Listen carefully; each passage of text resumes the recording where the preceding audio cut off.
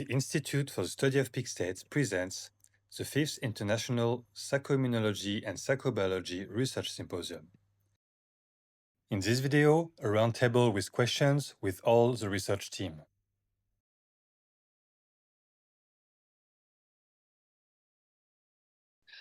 So one of the questions we got very early was actually around, talked about you're an author of many books here, Grant, and co-authored with Mary on one of those. What other books are in the pipeline? God. We have a list of 6. Mm-hmm. And It's growing. And it's growing. Yeah. The biggest problem is research takes up so much time. Mm-hmm. When I write a book, I tend to stop everything and just focus. And I just don't feel like I have that opportunity. The bad news is I'm getting old, and there's only a certain amount of time left to pound these books out. So my priority is going to have to shift soon if I want to get these written. So what are those books? Well, I'm getting old and I've got Alzheimer's on top of it.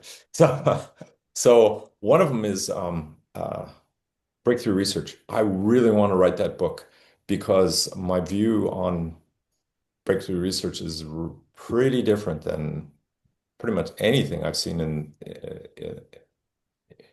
being written. Let's see, the history of the Institute, which Shayne, I'm hoping Mary, Shayne, Kirsten, and I will be doing that as a co-authored kind of thing. And specific disease treatments, I've asked Gaetan and Tomak to work with me to write a book on Asperger's, a short one, kind of like we did with Voices. Any more? Yeah, there's more books. When everybody keeps asking about volume 3, it's pretty far down the list because it's got such fundamental stuff that we're still working with. The good news is we've answered about half of the fundamental questions that I had at the end of volume 2. But yeah, so some more. We've got to update Silence the Voices with a new forward and some better text.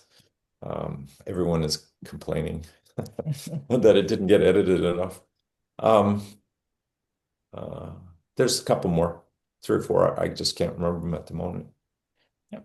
Yep. That at least covers what the key priority ones are likely to be in the near future, short to medium term future. Yep. Mary, you got a question around, given you studied conventional medicine, trained as a medical doctor, but then, gone in, quite a different alternative path. Were you always a very open person, willing to explore, or did some of your direct experiences, did that change at some stage? No, I was born curious. Good. and very open to exploring it. It made medical school. I hated medical school. It was so hard because there were so many things to explore, right? And it's just like, just answer the test and get them right. And I said, yeah, but what about this and what about this? And absolutely drove my clinical teachers batty. Like I remember studying histology where you're looking at microscopes under, different cells and identifying them. And I would bring one of the TAs or the teacher over and I'd ask them to identify the same cell and they'd say different things. Well, he said it was a mast cell and you're saying it's a basophil. And yeah, I was very mischievous. Okay. We've got a question around, Evan's asking around, I guess it's probably largely related to pay for results, but is there like a certain level of intensity or symptoms, say specifically asked, a SUDS rating in which we should work with a client? You have a response to that?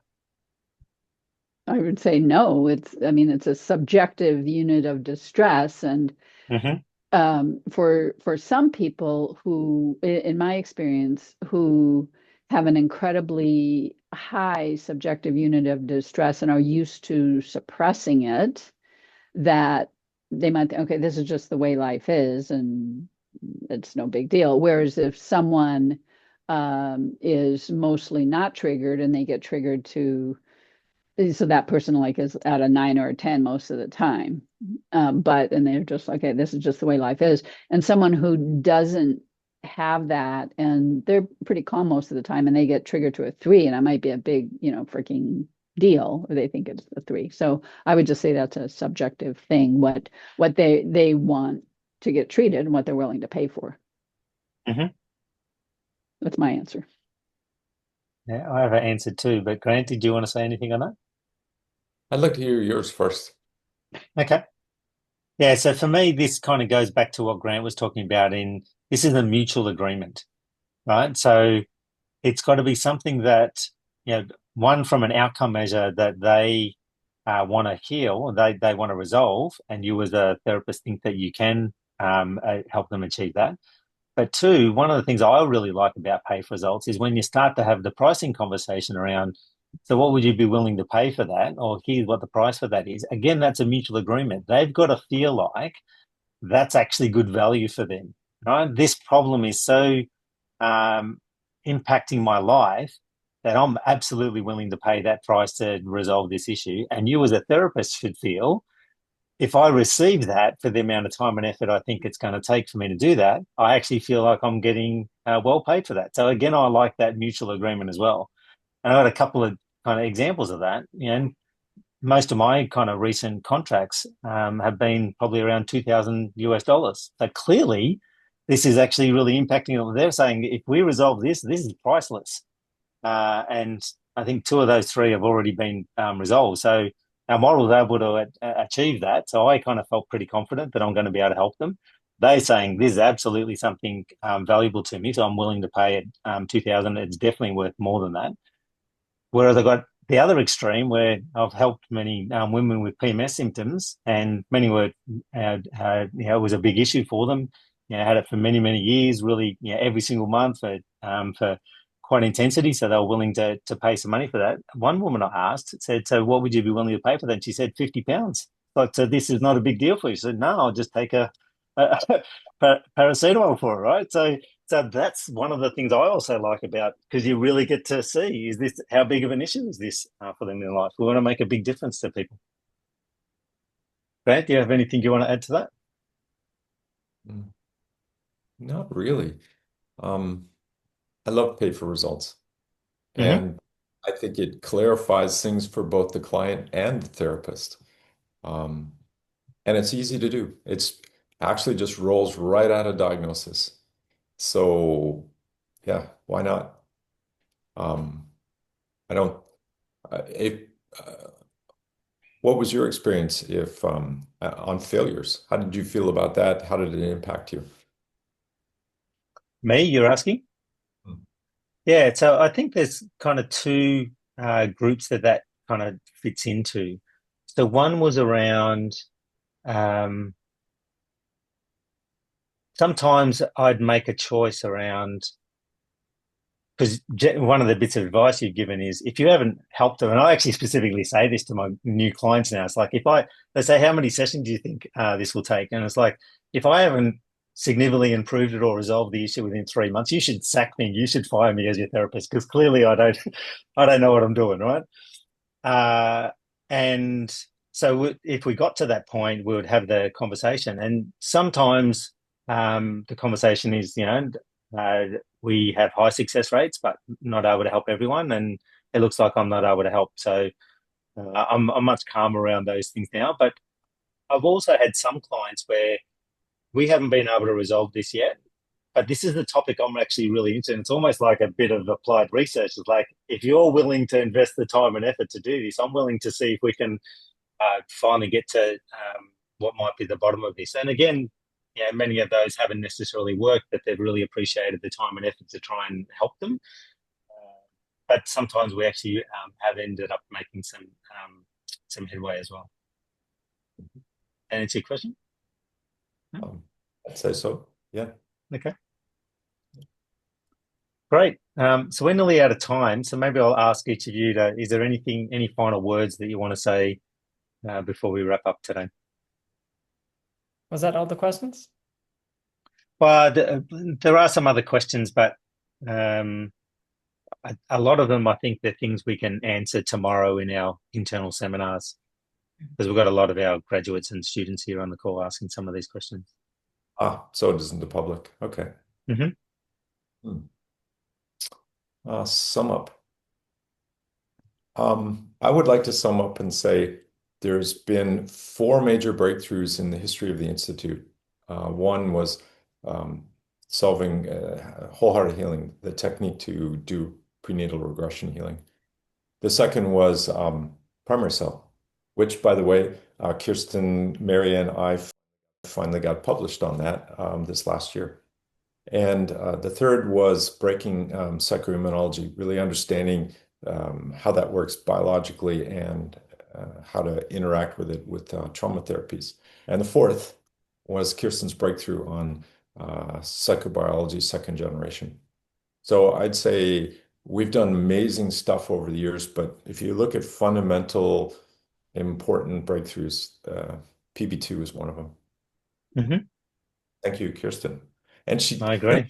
She did it in 2 hours. Yeah. That doesn't count all the years before that of lining up things. That's how it is, right? Yeah. Kirsten, Mary, any final words from you? I think it's been a great year. Mm-hmm. Even though that you can say just making the old processes one by one now work by a global fix, I think it shows proof of principle, and it will give therapists some tools at some point when in their toolbox. So I think once we have them tested fully through the safety phase 2, and yep, this has been a good year. And I will second both of that. I think the proof of principle and adding to the model, it feels like we're on this launching pad of this amazing rocket, and it's like, oh my God, hang on, buckle up, babies, we're going. And in light of that, I want to put forth another, not exactly a plea, a request. So whoever is watching this now or in the future, people who know people. And we're interested in partnering with people in other modalities who you think are open to exploring what's possible. And so don't be shy about talking to those people and maybe connecting us up and seeing where that might lead. Yeah, so the sort of people who really want to get to the root cause and really want permanent solutions for their client. Yeah. Exactly. And aren't protecting their turf, right? That won't work, or living in their silos. So yeah, like some of the comments, I got a couple of comments in here from some of our graduates sharing, some of the challenges in these fields where the business model that they've got, there's consciously or unconsciously, there's holding them back from actually really resolving the client's issues. A lot of business models in medicine and psychology it's almost a subscription model, is the way someone like you continually get paid all the time because you're not actually finally getting to the root cause and completely eliminating their issue.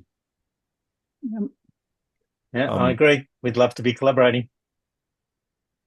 I'd like to also add that Kirsten and I are in Australia, as is Shayne McKenzie, and we're looking forward to getting the medical clinic opened here in Byron Bay, hopefully this summer season here. So, Kirsten, Shayne, do you want to add anything to that? No, I understand you wanted as close to Suffolk Park in particular as not so the whole Byron Bay area, but as close to Suffolk Park as possible, given you love that area. Yeah. And I'd also like to say Shayne has been doing some amazing stuff in his personal life in the last year. Many of you don't know. Do you want to share? He's going, what does... So I'm assuming what you're talking about is I've actually gone back to university. So it's my 4th time going back to university now. With the new medical clinics that we're establishing, the staff in that area are predominantly going to be medically trained. So obviously Mary is, and Kirsten's got a doctor of veterinary medicine, and Grant's got his PhD in psychology. So I feel, I'm blessed to actually get to partner with these colleagues, but I probably need to lift my game a little bit. So I've actually gone back to university. I'm doing biomedical science at the moment, which is pretty much the same as the first year of medicine if you're coming straight out of high school here in Australia, with the aim of getting into medical school myself in 2017. Not next year, but the year after. So another, yep, 27, yes, in 18 months or so.